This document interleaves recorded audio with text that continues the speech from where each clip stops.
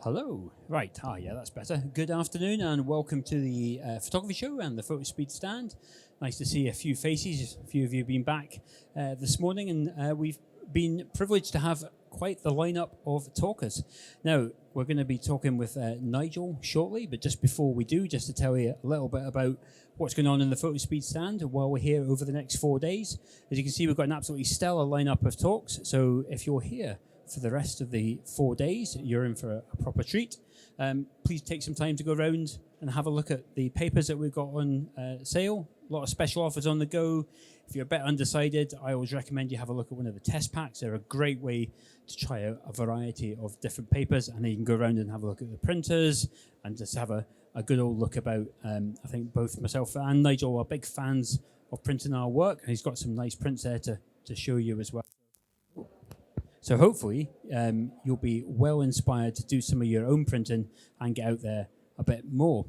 So, Nigel, I'm going to hand over to you. I don't think that you really need any introduction, do you? Because anyone who's seen a YouTube video on photography recently will have probably seen Nigel in the feed somewhere. So, Nigel.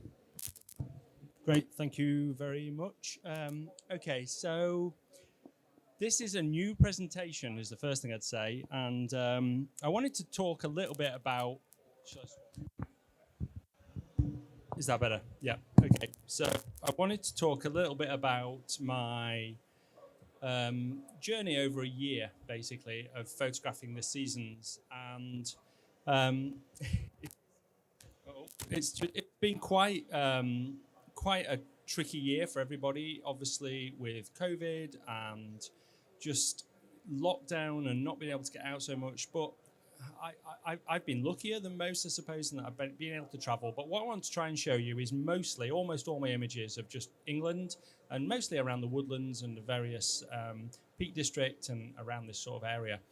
So it's called Photographing the Four Seasons. I did originally say my highs and lows, but if I showed you all my lows, then it'd be a really dull talk, which is predominantly like 90% of my photos. So first of all, I'll quickly say a little bit about my gear. So I shoot with Nikon Z7 is my main stills camera, and then I have a selection of 24-7, 14 to 30, 14 to 24 lenses. Predominantly, I shoot with the 24 to 70 lens. That's the lens that I use most of the time. And then I have some prime lenses that I do all my videography with, and I shoot my videos on a Z6 Mark II. So just going on to the beginning, which is October. Whoa, that's really colourful. Doesn't look anything like as colourful as that on my screen. Honestly, I don't just go like that with the saturation slider. So so first of all, I'm starting at autumn, and then I'm going to go forward from there up till this month, September, through winter and summer and spring. So so autumn, we all know, is fantastic. It's probably the time that we all love, and October is one of my favorite times to photograph. And when the colours are like this, then it's just absolutely amazing. So this was a place not far from here, actually, Cannock Chase. It's probably my favourite woodland to photograph in the whole of England. It is unbelievable, especially when you get the autumn colours. It's got amazing oak trees. It's got amazing silver birches and some beech trees as well. So it's just stunning. And the ferns, when they're like this, just look absolutely amazing. I really like this particular image because I love the connection between the straight silver birch and the twisty oak tree. So I try and do that. I try and find elements within an image where you can have some contrast. You know, it's not just a simple set of trees, but there's some story to be told. And I felt this was really nice. It was almost like these two trees together in having a chat in the forest. This is an image from where I walk my dog Pebbles. That there's a mud puddle here that she goes and swims in every time we go down there. So I know this really well. This is a place near where I live in Alderley Edge. There's a woodland there, and there's some amazing beech trees. And in October, the beech trees aren't particularly colourful. I find them right at the end of October. The beginning of November is the best time for the beech trees. But this is a location that I've tried to photograph so many times and not quite got there yet. So this was a scouting trip where I was just trying to find a composition. So I had this big beech tree here in the foreground, and I could never really get the right combination and selection of trees. This is probably the best I got. I'll show you another one later on in November that's a little bit different, but it didn't quite have the atmosphere that this one had. What I really want is fog here, just to sort of soften the layers a little bit, because it's quite complicated. There's a lot of complication going on behind this foreground beech tree. And obviously, I was trying to photograph it now in October or middle of October to try and get to a point that I would be able to go back there when the leaves have fallen a little bit more on the ground and just gives a little bit nicer covering. Because I find with autumn photography that there's such a narrow timing to get it right for a particular scene, and each scene's different. So you can't say, oh, the best time to photograph autumn is the middle week in October, because it's completely different depending on where you are in the country, depending on which woodland you go into, how high that woodland is, what trees are in that woodland. It's so different depending on all those things. This is an image that I've got a print of down here, which is probably a better representation.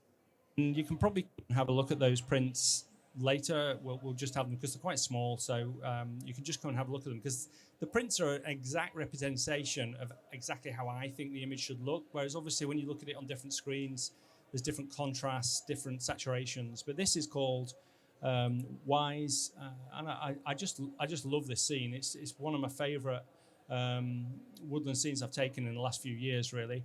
Unfortunately, that silver birch on the left-hand side now has been chopped down because it had some disease. So this is like not only a nice shot, but it's a capture of a moment in time as well, which I like so much about landscape photography. Really interesting with this, that broken branch down there, you couldn't see it most of the year where the ferns are growing over in the summer. And it's only at this point where I took this shot where the ferns have died down enough to show it, but haven't died down too much where it becomes a very dominant part of the subject. So again, that timing is so important for something like this. And in this case, I had a little bit of light coming through and a little bit of mist. This is a shot that's work in progress. To be honest, though, I put this on Instagram the other day, and I had so many comments about how people liked it, whereas I thought I didn't like it that much. But now, every time I look at it, I like it more and more. So it's funny how you change your view on something sometimes. One thing I don't like is I feel like it's very up and down, so I don't feel like there's a diagonal leading through it so much.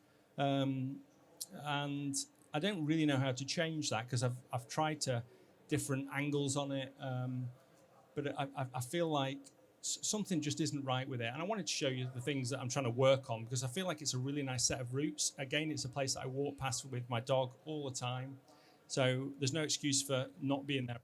I'm there almost every morning, but I just need to keep going back, and hopefully I'll get something with it, because I feel like these roots just look so amazing. And the advantage is that I'm shooting up a hill, whereas if you're shooting down a hill, then you get a lot more sky in the image, whereas if you're shooting up a hill, then you're reducing the amount of sky, which is a good idea when you're shooting woodland photos.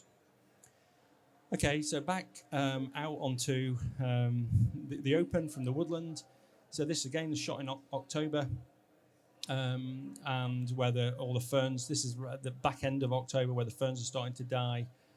This was a shot that I've been working on for a long time. It's a really popular place to shoot, but to get the lighting right is actually quite difficult.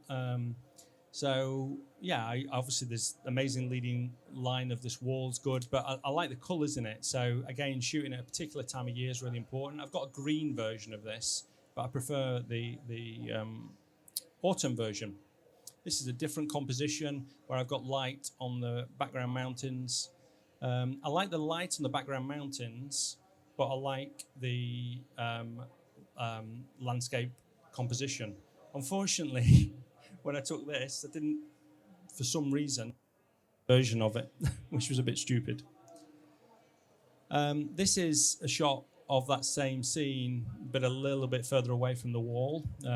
This is an interesting shot because I actually was down by the wall and I flew my drone. This isn't a drone shot, but I flew my drone to do a video for YouTube. And one of the advantages of a drone is it allows you to see different angles to shoot. And so I managed to fly my drone all the way back up here. And then I thought, oh, that's really good. I took a few shots of my drone, but then I hiked up to get a shot with my Z7. And yeah, it worked really well. I'm really pleased with this. This is one of my favourite images from that area, I think, and I've got a little bit of atmosphere in the top of the image as well. I'm not too bothered about that burnt out bit up there because it is the sun, which is pretty difficult not to burn out, really. So yeah, you shouldn't worry too much about burnt out areas. If there's a reason they're there, then that's usually fine. So this is another October shot down by the river in the River Brathay in the Lake District, just to try something a little bit different. This was actually a shot that I wanted a river shot for my book on woodlands, and I hadn't got one, so I went last October to try and get that. And yeah, came up trumps with this. And then I had this amazing time in the lakes where the fog had went quite high, and it's really interesting actually that as you go higher and higher and higher, the leaves drop off more. So the silver birches tend to lose their leaves really early on. Usually the sort of beginning of October, the silver birches have lost their leaves, but in this year, last year, there'd been no wind. So we had these amazing colours of these silver birches that hadn't dropped their leaves higher up, and then we had these misty conditions. So although I really like the shot, I still feel that it's not compositionally just how I'd like it. I don't like the right-hand side that's quite dark there. And I have tried to crop it to a vertical composition, but I just don't think it's quite right. So it's one to go back to and try and get it a little bit better. But I put it in because I really like the colours in it. And it's just, I have a list of locations I put on Google Maps where I say, go back here and try and retake that shot. And this is definitely one of those locations. This is near Tarn House. So on to November. So November, the colours are so saturated. So November is a fantastic time to photograph, and in fact, it's probably my favourite month of the year. October's good, but I feel like in November you get richer brown colours, and the oak trees and the beech trees are probably their best right at the beginning of November. So yeah, and you also you can often get more fog, you can get a lot more inversions and things like that, and a lot more frost as well. So November's a fantastic time to go and shoot. And you can get like really nice colours as well in November as well, especially if you shoot like just on the blue hour. So this was shot at the blue hour, what I tried to do here was just contrast the reds with the blues in the mountains in the background. One of the things you find with silver birch is they just look so fantastic when you want to define a shape. So other trees are really difficult to shoot when they're laden with leaves. Whereas silver birches, if they've still got just a little bit of leaves on them, then they look fantastic in conditions like this, because obviously their trunks are just showing through so well. So yeah, I really like this. This is probably again one of my favorite shots from last year. And in this shot,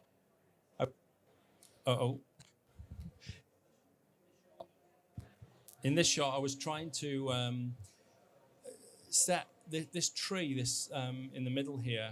What I was trying to do is set that off from the background, and again, one of the things that you can try and do, I talked on the Nikon stand about how important light is in landscape photography.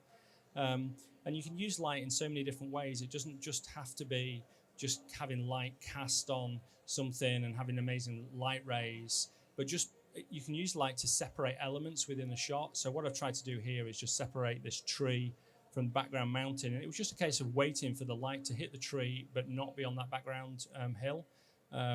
And that's really, really important. You know, it'd be very easy to take the shot thinking the composition was good, but the composition only becomes great when you have the lack of light on the mountain behind that tree. And the blues and the oranges, again, always look really, really good. This is an example of a shot that didn't work. So it was a shot that I took of the amazing colours at Tarnhouse, and I think it was a good example of something that where something looks good, but it doesn't necessarily make a good photo. And I really struggled with this on the left-hand side here. The tree was interesting. It looked really fantastic. It was catching the light, but it wasn't quite low enough down. So half of it is just into the sky. I'll try and So hopefully that's a bit better. Sorry about that. So yeah, half of it is in the sky, and half of it is in the actual lake. And I feel that just becomes a really messy shot. You know, what you want to try and do is have some separation between the sky and the actual tree. So if it had been lower down, I'd have made this tree the sort of real prominent part of the actual shot, whereas at the moment it's a little bit messy.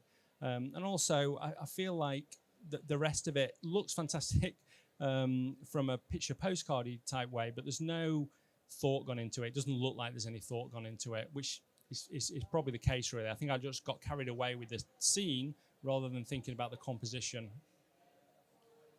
So so this is a drone shot that I took in Padley Gorge. So I was walking through Padley Gorge in November, and this is a good example of an inversion. And I'd actually taken a few shots, which I'm going to show you, and then eventually I'd taken the shots in this fog, and I got some amazing woodland images, and I thought I'll just take my drone up and just get some footage for the video. And it was just unbelievable. So I managed to get this photo here, which I think is okay. Again, it's not the best ever photo, but I think it's something that tells a good story, I suppose, rather than being a perfectly composed image. And I think that tends to be the thing with a drone shot. You can get a lot of very dramatic drone shots, but to get something that's really well composed takes a lot of thought. So this was one of the shots that I took on that day in Padley Gorge, of these trees just leaning over the gorge there. And then this one was probably one of my favourite ones that I took, called Broken, where I really like the river going through. So I was really careful on the shutter speed for the water and the river going through. And then it was just a case of finding a good position for this evergreen tree on the right hand side here, because I really like the contrast of that branch and that bark. I feel like it looked really, really good, but I didn't want it to be dominant, so because that's quite a strong texture, it has a high visual weight, I tried to include these branches on the left hand side to try and balance the shot out a little bit. And then the central character was this broken tree in the middle, and the rest of it just came together. There was just beautiful mist on this morning. It was so nice. And yeah, I mean, that looks fantastic printed. I think, unfortunately, I don't think we have got that printed, but there's one similar to that you can have a look at. Again, this is another one at the end of November, where the silver birches are just hanging on. In fact, they might be beech trees. Yeah, I think some of those they're beech trees, and you know, the brackens almost died off here, so we're getting to the end of November now. And then this is that scene that I showed you before in October, but in November, and it still doesn't work, this. So I've tried to go a little bit further around, but I didn't really want such strong sunlight, so I was waiting on this day for the sun to go in, and well, usually you want a lot of light, but in woodland photography, it's really difficult when you have side light like this, because you get like shadows and things. I mean, it looks okay, but I'd prefer to have no light and just the colours to give the weight to the scene rather than the actual the warm light. but it really needs fog, this scene, and I've never seen fog in this location, which is such a shame because I think it could be a really, really strong composition. Okay, on to December. So this was, sorry, I've just stopped that. So December.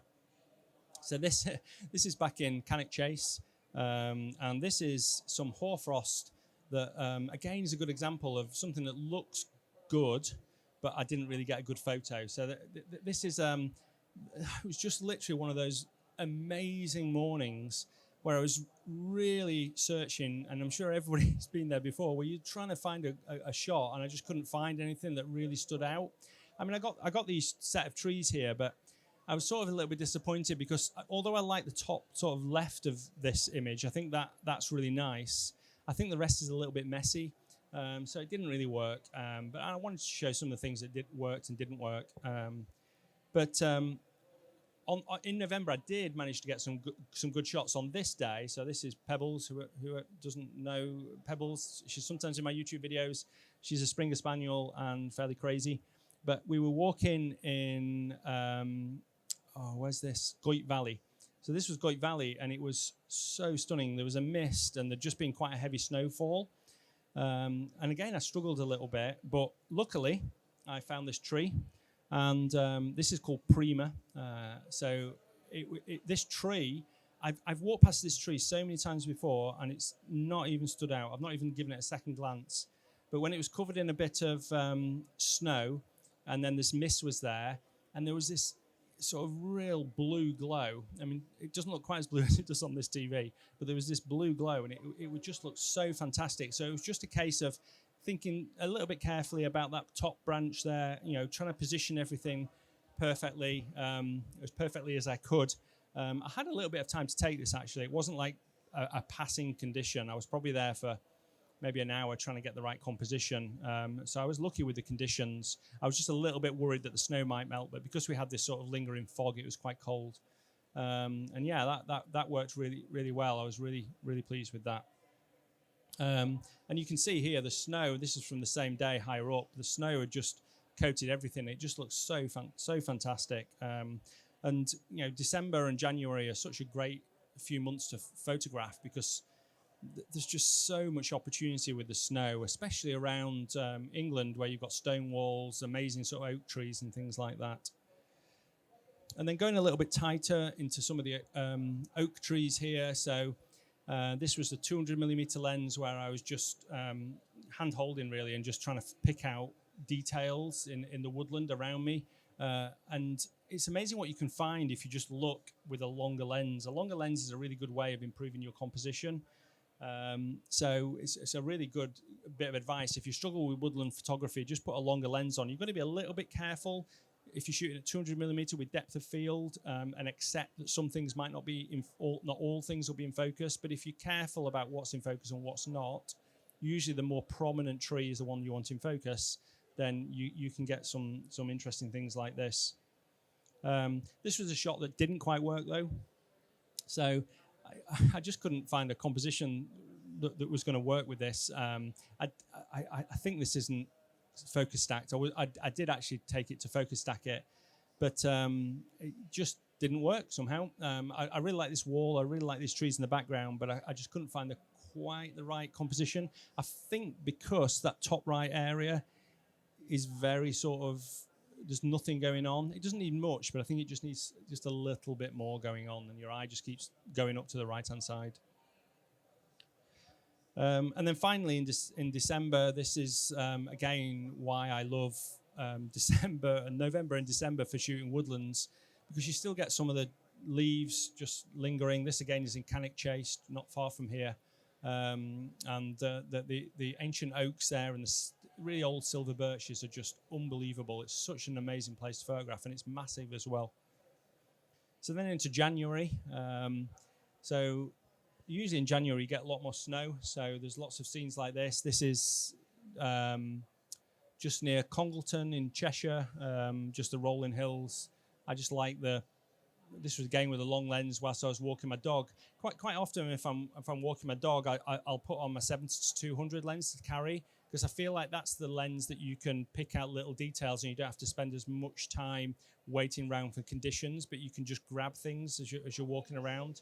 And I find that, a lot of my photography is handheld anyway. So yeah. Again, this is just a handheld shot that I was walking with pebbles and these trees, and I knew these trees, so I intentionally went there, and it was just, again, a bit of mist, and just thinking about the composition and the relationship between this big tree and the trees in the background. One of the things that fog gives you is it gives you depth in an image that if you don't have fog, then you're not going to get that layered effect. You're not going to get that sort of 3D effect. And yeah, I really like this, and this is a print, actually. It's well worth having a look at the print of this, because it looks a lot better in print. And then on to February. This is another detail of a tree, again taken at 200 millimeters whilst the snow's falling. It was quite tricky, this, because I was trying to shoot this tree, and it was so hard to get it to focus on the tree, because it just kept wanting to focus on the snow falling down. So eventually I just manually focused on the tree and then just locked that off, and then made sure I didn't move my position too much. Again, I was just hand holding. I like this. It's sort of a bit of an abstract image, just a little bit different. You just have to be a little bit careful about blowing out the whites, which I nearly did, I think, on that branch coming down. So I quickly go on to some other months now. So as you'll see from this presentation, there's a lot more photography in that October, November, December months than there are in the rest of the year. And what I tend to do in March, April, May, June, July are more experimental things, where I try new locations. I just experiment with different techniques. Obviously, there's going to be some times where you get good conditions. I'm not very good at spring, so I never seem to get any very good spring photos. I don't think I've got a good bluebell photo yet, even though I've been taking them for like 30 years. But I'll still try. I'll keep trying.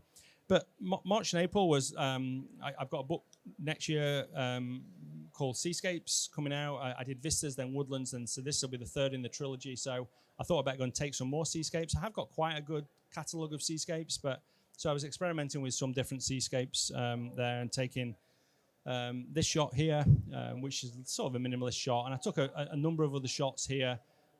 This was at Formby, I think, and then I had a lot of days like this where I got some really nice foreground, and this especially in March, where I'd done a lot of walks in the Peak District, got a lot of nice foreground, but it always seemed to be clear.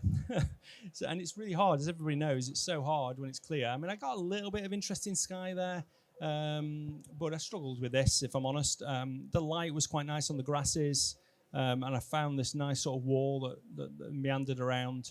But yeah, there's a lot of times that I went out and I came back with nothing. You don't think that just because professional photographers go out, we have a lot of times where we just come back with nothing, more times than not. So yeah, it was frustrating, but I did have some successes. So I found these pair of trees here, which is called the Embrace, and I really like this. And this is again a tree that I pass all the time. This is an alderley edge, and these trees, you can hardly see them at the moment because there's so much foliage that you can't see the shape of the trees. So one of the things that you find in March, before the foliage starts to come on the trees, is that you really can get amazing sort of character woodland shots, I find. And just trying to pick things out. The key thing with shooting something like this is spending a lot of time going forwards, backwards, moving around the trees, trying from every different angle to try and find a composition that works like this. And then March and April, this was about the best bluebell shot that I got. I went to this woodland so many times hoping for mist and never got mist. And I didn't get very much light either. But that's about as good as I got, which is that shot there. The garlic as well. Again, I struggled, if I'm honest. There's not a huge amount of garlic around where I live, and I didn't travel very far. I tried to go somewhere in the Lake District, but it was a complete fail. So I just wanted to be honest that my year wasn't always just taking great photos. There was lots of times when I was really frustrated and it didn't quite work out. And then the summer was quite interesting actually, because I really tried hard to get out and try some different things. So I went to the Yorkshire Dales quite a bit and started to photograph the Yorkshire Dales. I think I've got some good ideas for photos. They're still not photos that I'd it's called portfolio shots or anything, but I feel like the Yorkshire Dales is a good location to be able to shoot when it's conditions like this, because I feel like you can use the clouds in your favor and use compositions around the clouds. There's lots of boulders like this. I think the blues and the grays work really well together as well, and especially in the summer when you've got these sort of grasses. I think there's a lot of opportunities to be able to shoot shots in the Yorkshire Dales. Obviously, you've got these amazing limestone pavements as well, which just look fantastic. So that's definitely something I spent a lot of time scouting. I took a lot of photos that I've catalogued, and I'm going to go back, hopefully when the conditions are better, to try and get some better shots, because it's a great location. The other thing that I tended to do a lot in Woodland is shoot a lot more when it was blue sky. So I spoke about it again on the Nikon stand, but shooting woodland when there's blue sky is a really good idea. If you just find a bit of woodland that's in shade, or you wait for the sun just to go behind a mountain or a hill or anything really, or even behind a cloud, then you can get some amazing glow like this. And the blue sky just acts as a really big reflector, reflecting some nice colours down into the scene. So don't think just because it's blue sky you can't go out and shoot woodland, because you can, and you can get some really nice shots. And then this is one that obviously isn't in England, but I was lucky enough a few weeks ago to go to Iceland, and this was probably one of the most incredible things that I have ever photographed. Unfortunately, we couldn't get to this position because this is about 100 meters above the volcano with a drone. But I really like this shot. I spent a lot of time sort of circling around the volcano with my drone, hoping that it wouldn't fall in. I even went over the top of the drone and photographed straight in. I saw two people lose their drones whilst I was there, so it was a little bit worrying. But it managed to come back. I did like quick missions as well at the beginning, just to get some shots, bring it back, take the card out, and then go again, thinking, well, at least I've got the photos if I lose my drone. But I really like this. This is my favorite one because of that opening in the sky that sort of reflects the shape of the volcano here. I just feel like there's a really nice compositional element to this, and it works really well. And also, a drone is not as good from a dynamic range or megapixels point of view, but if you stack the images, one thing it's really good at is staying still. So you can do multiple exposures, and then you can just stack those images. You can reduce the noise, you can get a really good shot. So yeah, this worked really well. And then August was amazing heather. I spent a lot of time trying to photograph the heather. I went for about five days on the trot to photograph the heather in the Peak District. I got this shot, which I really like, yeah, it worked out really well. The heather was so good. I don't know if anybody went to photograph the heather this year, but it was so strong. But it was only for about 4 days, and luckily, pure luck, I happened to pick those 4 days, and we had some really good weather, so that was good. And then this is probably my favorite one, even though the other one's probably a little bit more dramatic with the lighting. I just like this from a compositional point of view. This is a focus stacked 14mm shot, and yeah, there's just a little bit of light on it, but yeah, it was stunning. Really stunning display of heather in the Peak District. And that's it, I think. So I would recommend that you do print your photos. Printing is something that I love. Before I even met Fotospeed, I was printing my photos for years. I started in the darkroom, but there's nothing like seeing your photo printed out. So do give it a go. It is really fantastic. Thank you, Nigel. So just before we get on to the questions and answers, just to let you know that many of the talks that went on today, and if you're not here the next few days, will be going up on the Fotospeed's YouTube channel. So click and subscribe for that. Obviously, check out Nigel's YouTube channel as well. Okay, who has a question? Excellent.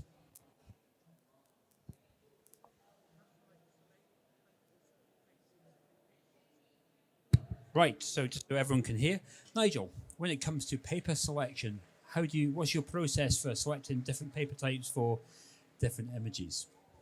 Well, it's quite a complex one. I open the drawer, get out the NST Bright White, and put it in the printer. Yeah. No, there's a few other ones that I use. I can never remember the names of them. There's one with a little bit more texture. We need somebody from Fotospeed to say, but I think it's cotton etching, which is quite nice for woodland shots. And I occasionally use the Barata paper if I'm doing any black and white shots, but mostly, or almost all my portfolio shots that I sell on NST Bright White, just because, and this is actually on smooth cotton, I think. So this isn't NST Bright White because, well, it isn't. But yeah, NST Bright White's got, you'll be able to go and have a look at it. It's got a little bit of texture, and I really like that.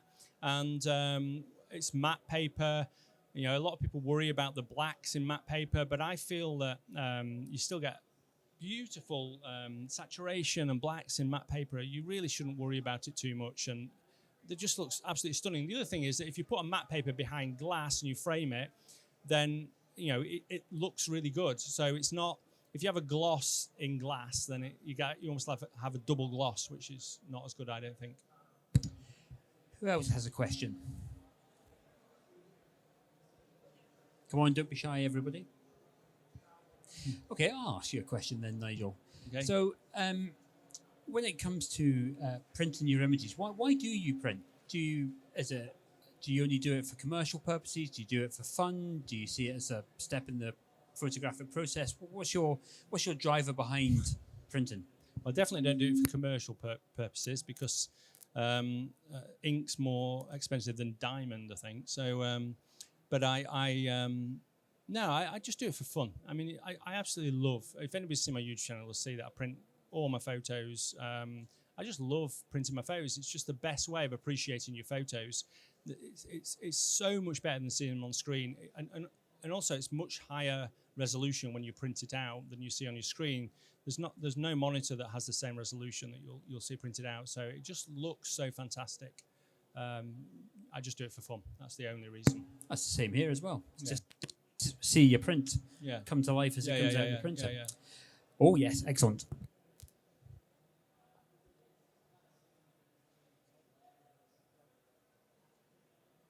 Right, that's an interesting question. So, Nigel, have you taken any pictures that, when you've printed them, decided that those don't work when they're printed?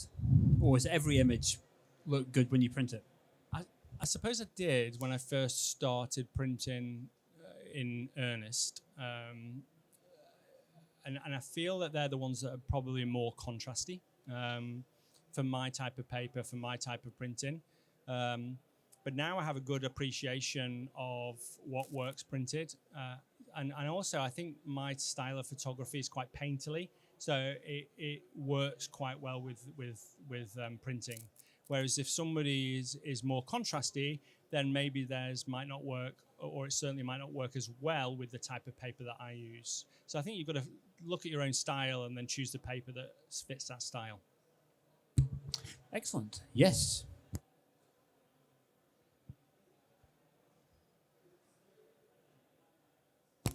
So the question is, Nigel, do you use weather apps, or do you just go look up at the sky and head out and see what happens?